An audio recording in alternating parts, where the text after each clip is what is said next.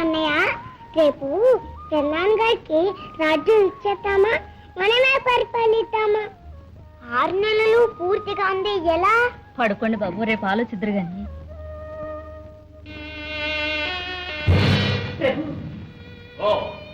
రూపవతి,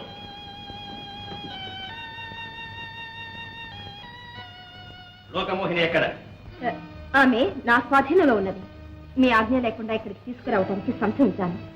విక్రమార్కునిగా ఈ రాజ్యాన్ని మీరు ఇంకా కైవసం చేసుకోకుండా జాప్యం జరిగి ఈ నగరమును పరిరక్షించే ధర్మదేవతను తరిమిగొట్టబోతున్నాను. విక్రమార్కునిగా నేనే శాసనం చేసిన ఈ మూర్ఖ ప్రజలు గుడ్డిగా తల ఒగ్గక తప్పదు. దానితో ప్రజా జీవితము జార చోర కలుషితమై జూత మద్యపాన మదోన్మత్తమై అణగారిపోగలదు. అది మన ప్రస్తుత కర్తవ్యం. ప్రతిభాశాలి అయిన భట్టి వచ్చి ప్రతిఘటించవచ్చు.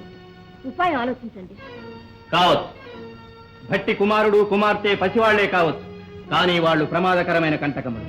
తక్షణం వారిని ఇక్కడి నుంచి తొలగించు. ఒకవేళ భట్టి వచ్చినా బిడ్డల వియోగముతో కుములుతూ వారి అన్వేషణకై వెళ్లిపోవును. అవశ్యం.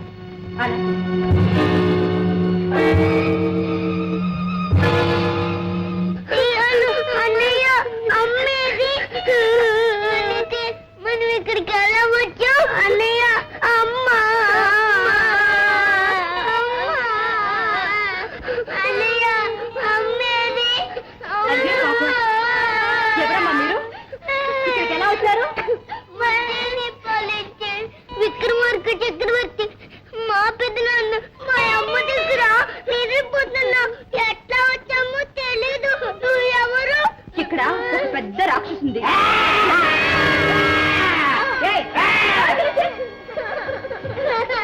మీరేం భయపడకండి, నేనున్నానుగా. బుల్బులా, వీళ్ళని ఏం చేయకూడదు తెలుసుందా? వీళ్ళకేం కావాలో అది ఇవ్వాలి. పళ్ళు పై పన్నీ వలుతుందా? పోయి మీరేం భయపడకుండా ఇక్కడే పడుకోండి. నేను ఇప్పుడే వస్తానుగా. అన్నయ్య, నాకు ఆకలిస్తుంది అన్నయ్య. ఏడవకు చెల్లి, నేను పండ్లు పాలు పలహారాలు అన్ని తెస్తానుగా. తొందరగా తెస్తావా? ఓ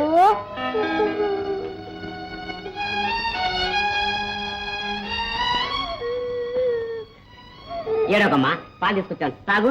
నేను తాగను. తాగమ్మా, మీరు తీసుకెళ్తానుగా. నేమ దగ్గర తీసుకెళ్తాను.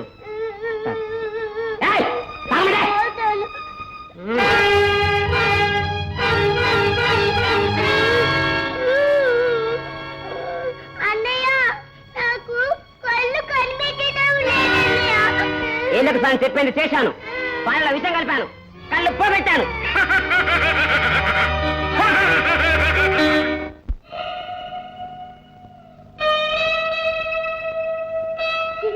పండ్లు తీసుకొచ్చాను. అన్నయ్య, నాకు కళ్ళు కనిపెట్టడం లేదన్నయ్య.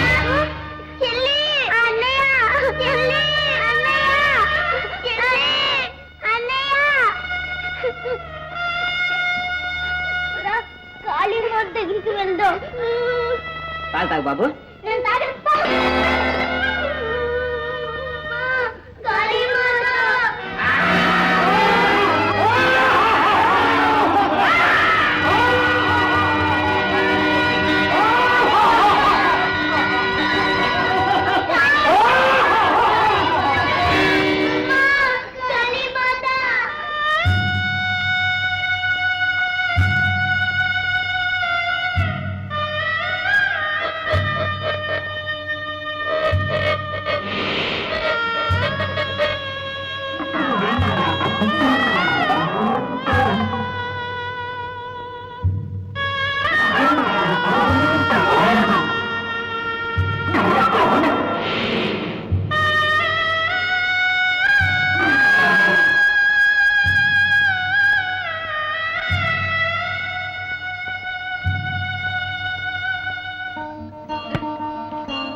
ఆగు.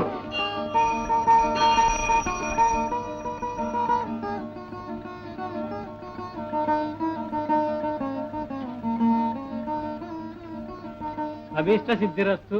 అమ్మా భవాని, నా కుమార్తె లోకమోహిని త్వరలో కలుసుకునేటట్లు దీవించు తల్లి. మా మొర అలకించమ్మా. ఆ దేవి మీ సన్నిధిలోనే ఉండి మీ ప్రార్థనలు వింటున్నదమ్మా, విచారించకండి. స్వామి, మా కుమార్తె క్షేమం కోరి అర్చనలు అభిషేకాలు చేయించండి. అలాగే ప్రభు. ఎవరు నువ్వు? ఎవరు నువ్వు?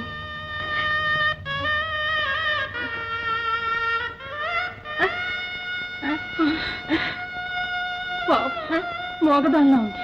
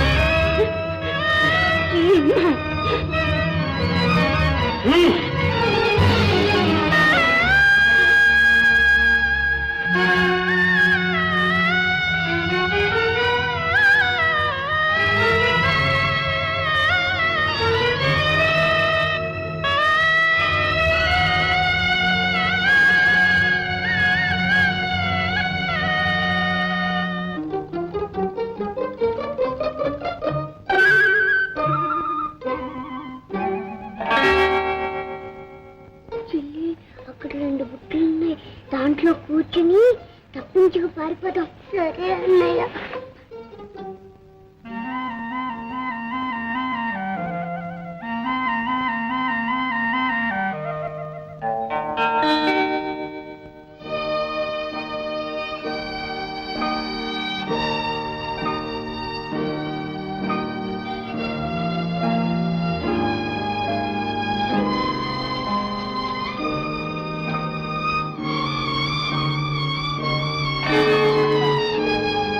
ఈ రోజు పూలు గింత బరుగునయ్యండి. ఈ గంపలను ఈ రోజు నేను మోసాను. పూజ చేసిన పూలు చక్కనైన తావున తొక్కరాని చోట గుమ్మరింతులే. నువ్వు పో. సరే.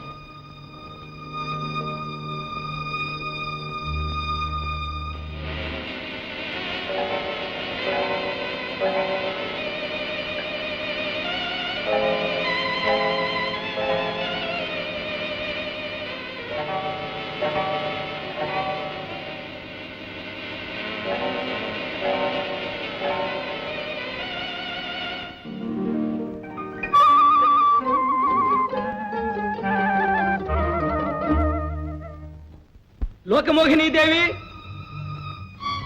లోకమోహినీదేవి. బట్టి లోకమోహిని ఏమైంది? ఎవరు? విక్రమార్కుడను వీరసేనుడు నా దేహం అపహరించాడు. లోకమోహిని దేవిని విడిపించి తీసుకొస్తుండగా ఈ అరణ్య మార్గంలో ఇద్దరం విడిపోయాం. మీ దేహాన్ని వీరసేనుడు తన రహస్య స్థావరానికి చేర్చి ఉంటాడు. అది సువర్ణ నగరానికి నైరుతి దిక్కున ఉన్నది. భేతాళ శక్తితో మీ దేహాన్ని మీరు పొందండి. త్వరగా లోకమోహిని వెతికి ఉజ్జయినికి తీసుకురా. అలాగే అన్నగారు.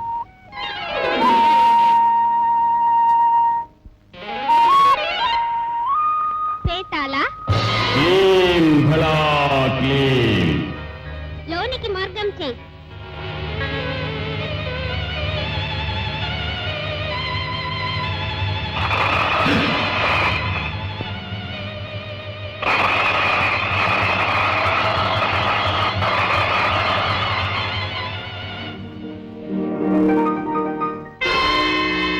వీరసేన, ఇదా నీ యుక్తి?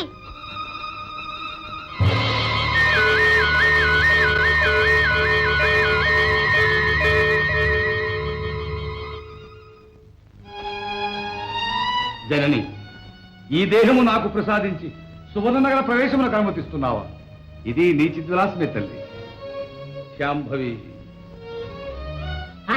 నక్కం దొర నక్కం.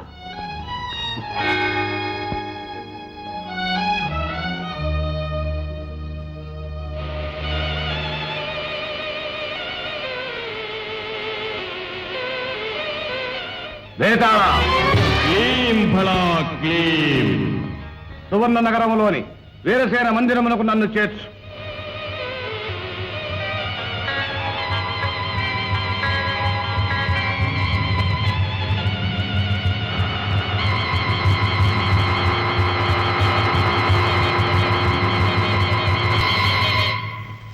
మహారాణి, మహారాణి, మహారాజు గారు వచ్చారు.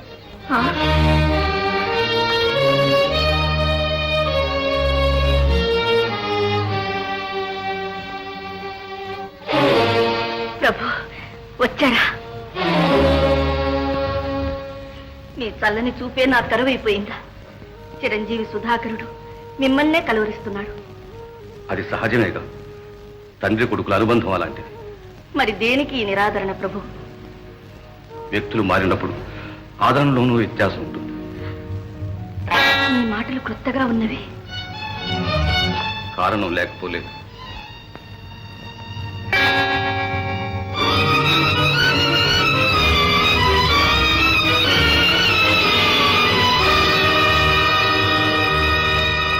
మీలో విభిన్నమైన జీవలక్షణం కనిపిస్తున్నది. నిశితమైన నీ పరిశీలన దృష్టి హర్షణీయం. వారి మాట తీరు కాదు, ఆ ముఖకాంతి కాదు, భర్త బాహ్య రూపం కన్నా అతని జీవ సంస్కార లక్షణం భార్య హృదయంలో రూపు కట్టుకుపోయి ఉంటుంది.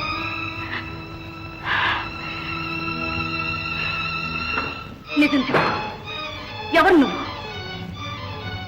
నేను విక్రమార్కుడను సోదరి. సాహస వితరణాది సద్గుణ సంపన్నుడు అని కీర్తి పొందిన విక్రమార్కుడు నువ్వేనా?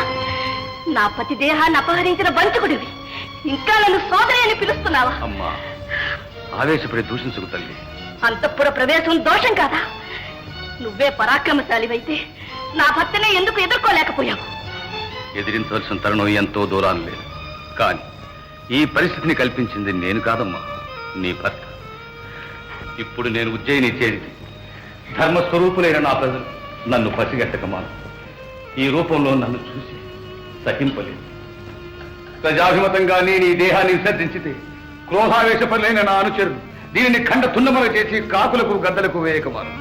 అమ్మా, శత్రువు అయినప్పటికీ నీ భర్త నా దేహాన్ని కాపాడుతున్నాడు.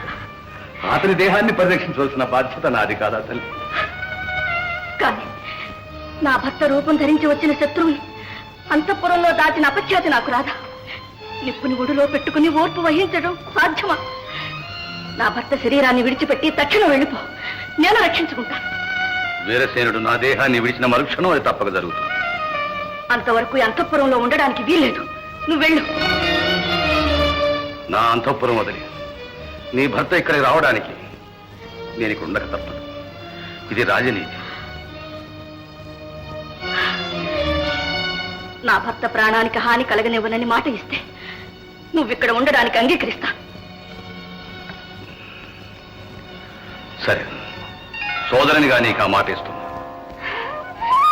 నీ వంటి లోకోత్తర పురుషునితో వైరం వహించిన నా భర్త పౌరుష ప్రతాపాలు అసాధారణమైనవని గర్విస్తున్నాను.